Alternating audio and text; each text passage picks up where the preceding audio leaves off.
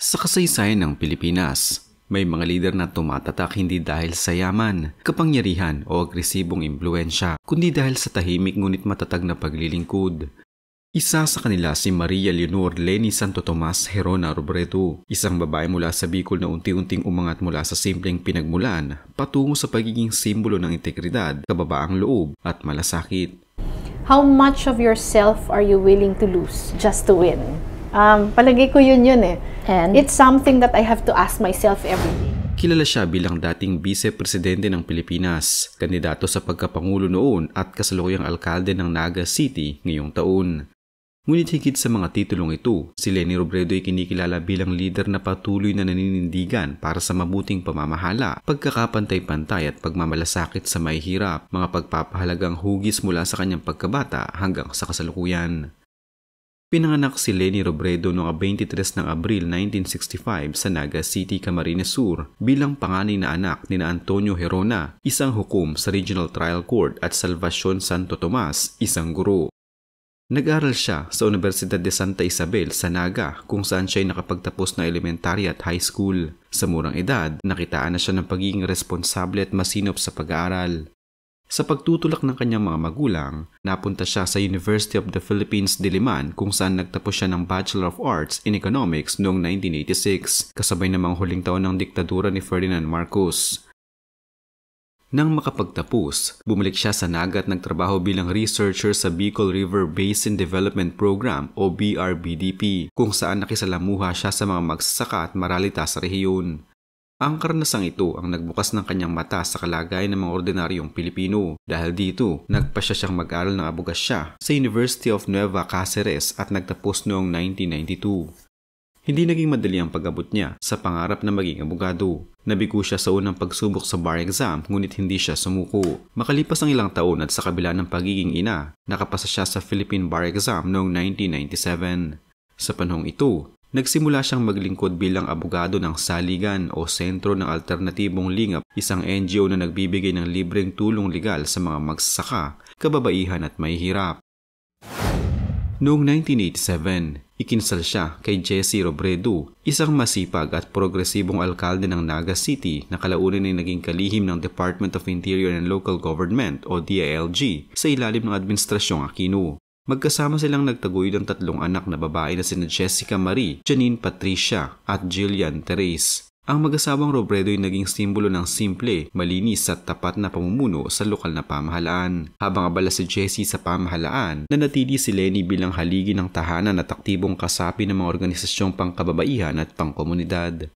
Ngunit noong 18 ng Agosto 2012, nagbago ang lahat ng bumagsak ang eroplanong sinasakyan ni Jessie Robredo sa dagat malapit sa Masbate. Ang pagkamatay ng asawa ay hindi lamang personal na dago kundi pampublikong trahedya. Gayunman, sa halip na tuluyang masira, ginamit ni Leni ang pangyaring iyon bilang inspirasyon upang ipagpatuloy ang serbisyo ni Jessie. Sinabi niya sa isang panayam, "Wala akong balak pumasok sa politika pero kung ito ang paraan upang ipagpatuloy ang nasimulan ni Jessie, handa akong maglingkod." Noong 2013, tumakbo siya bilang kinatawan ng ikatlong distrito ng Camarines Sur sa ilalim ng Liberal Party. Sa kabila ng kakulangan sa pondo at karanasan sa politika, nanalo siya sa pamamagitan ng masinsinang pakikipag-ugnayan sa mga tao. Bilang kongresista, naging masigasig siya sa pagsulong ng Transparency and Accountability Bill, People Empowerment Bill at mga batas na may kinalaman sa rural development at women empowerment. Ang estilo ng kanyang pamumuno ay bukas, makatao at nakabatay sa konsultasyon. Hindi siya nakulong sa politika ng interes. Sa halip, ipinakita niya ang politika ng serbisyo. Dahil sa kanyang katapatan at sipag, naging tampok siya sa pambansang entablado. Noong 2016, hinikayat siya ng Liberal Party na tumakbo bilang Vice-Presidente ng Pilipinas at sa kabila ng mga pagdududa, tinalo niya si Ferdinand Bongbong Marcos Jr. sa isa sa pinakamagulong eleksyon ng kasaysayan. Bilang Vice-Presidente, nakaharap ni Robredo ang mahirap na hamon ng pagkakaroon ng magkaibang partido sa Pangulo, si Rodrigo Duterte. Hindi siya binigyan ng malaking pondo o posisyon sa gabinete, ngunit hindi siya nagpahinga sa paghahanap ng paraan upang maging kapaki-pakinabang ang kanyang tanggapan. Itinatag niya ang Angat Buhay program na naging pinakamalaking anti-poverty initiative na pinangunahan ng Office of the Vice President sa kasaysayan. Sa pamamagitan ng pakikipagtulungan sa mga pribadong sektor at NGO, natulungan ng programang ito ang libu-libong pamilya sa mahigit 200 bayan. Sa panahon ng COVID-19 pandemic, nangunguna ang OVP sa pagbibigay ng PPEs, shuttle services para sa frontliners, community learning hubs, at mobile vaccination efforts. Sa kabila ng limitadong pondo, pinuri ng Commission on Audit ang kanyang tanggapan sa pagiging mahusay at walang irregularidad taon-taon. Gayunpaman, naging madalas din siyang punteriya ng kritisismo at disinformation mula sa mga kalaban sa politika. Tinawag siyang mahina, walang nagawa, at iba pang paninira sa social media. Subalit na natiling kalmado si Robredo at tinugon ito ng mahinahon.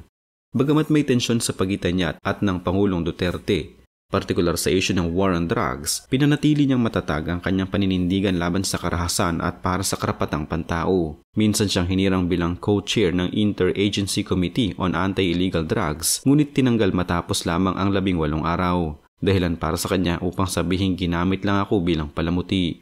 Noong 8 ng Mayo 2022, tumakbo si Leni Robredo bilang kandidato sa pagkapangulo, dala ang kampanyang Gobyernong Tapat, Angat Buhay Lahat. Ang kanyang kampanya ay naging makasaysayan sa dami ng voluntaryo, mga kabataan, guro at ordinaryong mamamayan na tinawag ang kanilang sarili na kakamping. Ngunit sa kabila ng masiglang kampanya, natalo siya kay Ferdinand Marcos Jr., anak ng dating diktador na tinalo niya sa halalan sa pagka-vice-presidente 6 na taon ang nakalipas. Matapos ang halalan, tahimik niyang tinanggap ang resulta at nagpasalamat sa kanyang mga taga-suporta. Pagkatapos ng kanyang termino, itinatag niya ang Angat Buhay Foundation, isang non-government organization na naglalayong ipagpatuloy ang mga proyektong sinimulan niya bilang vice-presidente. Ang foundation na ito ay nakatuon pa rin sa mga larangan ng edukasyon, kalusugan at kabuhayan. Matapos ang 2 taon ng pagtutok sa foundation, muling bumalik si Robredo sa politika. Sa pagkakataong ito, sa kanyang pinagmulan, noong Mayo 2025, tumakbo siya bilang alkalde ng Naga City at nagwagi ng landslide. Siya ngayon ang unang babaeng alkalde ng lungsod. Sa kanyang unang araw bilang alkalde, agad niyang nilagdaan ang Executive Order No. 001 na nagtatatag ng Zero Tolerance Policy Against Corruption. Layunin nitong linisin ang pamahalang lungsod, gawing transparent ang mga transaksyon at siguruhing walang katiwalian. Ilan sa kanyang mga programa at proyekto sa Naga City ay ang Holistic Urban Planning o ang pagtatayo ng flood control system, bike lanes at green public spaces. Ang My Naga App, isang digital platform para sa mabilis na serbisyo sa publiko. River Rehabilitation Program, ang pagsasaayos at paglilinis ng Naga River. Education and Health Initiatives, pagpapalawak ng libreng gamot at modernisasyon ng Naga City Hospital. Performances Review System, pag-monitor sa bawat departamento upang matiyak na epektibo ang serbisyo at ang community empowerment. Pagbuo ng mga local councils para sa kababaihan, kabataan at manggagawa. Ang kanyang liderato sa Naga ay kinikilala sa pagiging bukas, sistematiko at makatao. Hindi siya nakikita bilang pambansang politiko na bumaba, kundi bilang anak ng Naga na bumalik upang itaguyod ang tahanang nagpalaki sa kanya. Ang buhay ni Leni Robredo ay larawan ng paninindigan at kababaang loob. Mula sa pagiging simpleng anak ng hukom at guro sa Naga, naging abogado siya ng mga mahihirap. Asawa ng isang tapat na lingkod bayan, mambabatas, vice-presidente at ngayon ay alkalde. Sa bawat yugto ng kanyang buhay, dala niya ang parehong diwa, serbisyo sa kapwa, hindi sa sarili. Ipinagpapatuloy ni Leni Robredo ang adhikaing walang iiwanan. Ang kanyang pamumuno ay patuloy na ang tunay na lakas ng lider ay hindi nasusukat sa taas ng posisyon, kundi sa lawak ng kabutihang nagagawa para sa bayan. Sa kasaysayan ng bansa, mananatili siyang isa sa mga lider na nagsabuhay ng katotohanang ang pamumuno ay hindi kapangyarihan. Ito ay paglilingkod. Our diversity and difference must never be a barrier to reach out to each other when anyone is in need. The problems we face require building bridges, not walls. They require collaboration, not polarization. We will succeed faster if we include, not exclude. And take note, despite the noise out there, the truth is, many are still willing to come together and build bridges.